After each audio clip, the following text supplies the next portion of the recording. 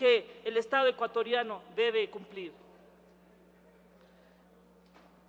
¿Cómo se van a distribuir estos recursos? Allí tienen un cuadro donde está, en lo que se refiere al artículo 239 del Código Civil, la reforma constante en el artículo 240 del Código Orgánico, 33 millones. Solamente voy a dar cifras específicas. En lo de que se refiere al artículo 234, 107 millones se requieren. Todo sumado, 303 millones, como había señalado. Siguiente, reformas al Código de Niñez. Solamente implementación de los juzgados de familia que se requieren y de las oficinas técnicas que están previstas, 11.866.000 que suman 12.174.570. Finalmente, ¿cómo estarían distribuidos estos recursos? En todas las provincias del país, pero en particular en aquellas provincias que tienen colapsado su sistema judicial, como son los casos de Guayas, Pichincha, Manabí, por supuesto en Tungurahua 3, en Cañar 1, en Los Ríos 3, en Manabí 4, en Azuay 3, en Morona Santiago 2, en Esmeraldas 1, en Guayas 11 juzgados, en Imbabura 2, en Sucumbíos 1, en Cotopaxi 1, en Loja 2, en El Oro 3, en Pichincha 10, en Chimborazo 2, en Santa Elena 1, en Santo Domingo de los Áchilas 2, en Napo 1, en Carchi 1, que hace un total de 54 juzgados de familia, luego 35 de tránsito, 13 laborales, 6 contenciosos y 8 oficinas técnicas. En relación a los argumentos,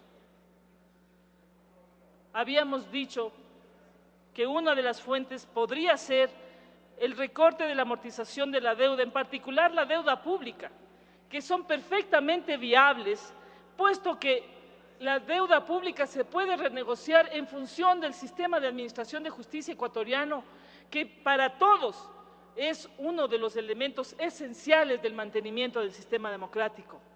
Luego se ha dicho que no se puede tomar 18 millones del Ministerio de Coordinación de la Producción, porque se dice que es un ministerio que ahora sí va a ejecutar proyectos.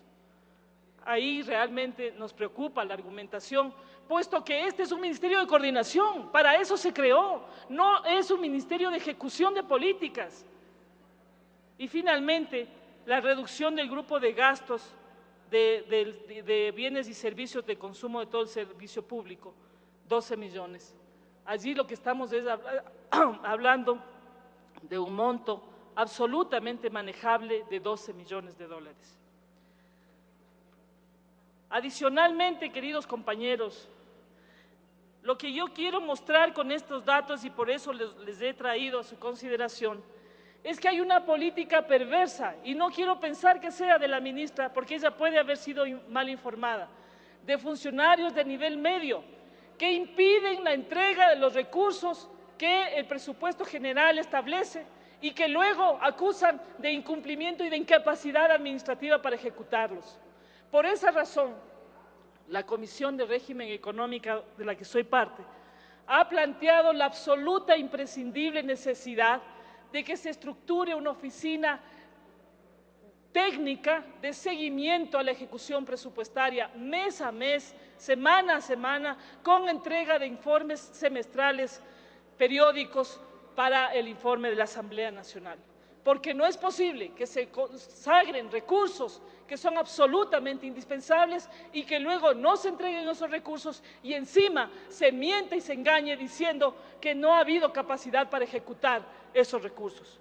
Por esa razón, les pido, estimados compañeros, en función de la justicia, en función de un sistema como el nuestro, que es un Estado de derechos y de justicia, poder ratificarnos en el contenido de nuestra observación contenida en el numeral 8 para que se asignen 80 millones de dólares a la función judicial y en particular al Programa Nacional de Modernización que llevará a cabo el Consejo Nacional de la Judicatura. Con respecto, compañeros, a las observaciones contenidas en los numerales 3, 4 y 5, ha sido indispensable, señor presidente, hacer una aclaración para que algunos recursos que se estaban imputando al monto total de recursos asignados a los GATS no se imputen y sean independientes en cuanto a su entrega. Por esa razón, señor presidente, me permito presentar la siguiente moción. Respecto a la contestación a las observaciones de la Asamblea Nacional contenidas en el oficio número T4845 CNJ 092651 de 10 de diciembre de los corrientes, suscrita por el señor Presidente Constitucional de la República, la Asamblea Nacional se ratifica en lo siguiente. Primero, en la observación de la Asamblea Nacional contenida en el numeral 5, el monto a que se refiere el allanamiento del Ejecutivo tiene relación directamente con los fondos y compensaciones generales de las que son partícipes todos los GATS o gobiernos autónomos descentralizados.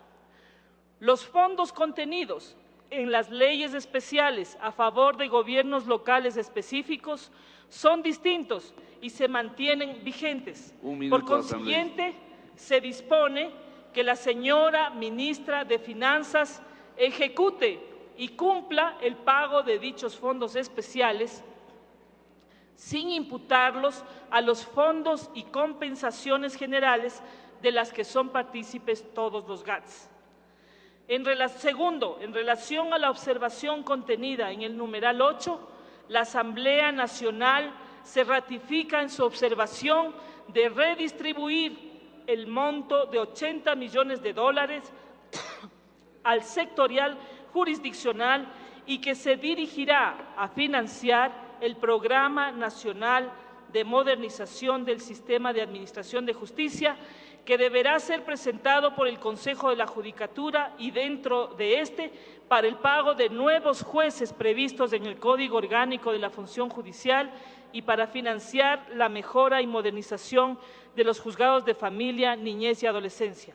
Por consiguiente, se dispone que la señora ministra de Finanzas ejecute y cumpla el pago de dichos 80 millones de dólares que serán acreditados en la cuenta del Consejo de la Judicatura. A la ministra de Finanzas le corresponde realizar los aumentos y rebajas de créditos necesarios para el cumplimiento de estas disposiciones sin alterar los niveles fijados en el presupuesto general del Estado hasta por un monto total del 15% respecto de las cifras aprobadas por la Asamblea Nacional. Esa es mi moción. Gracias, señor presidente.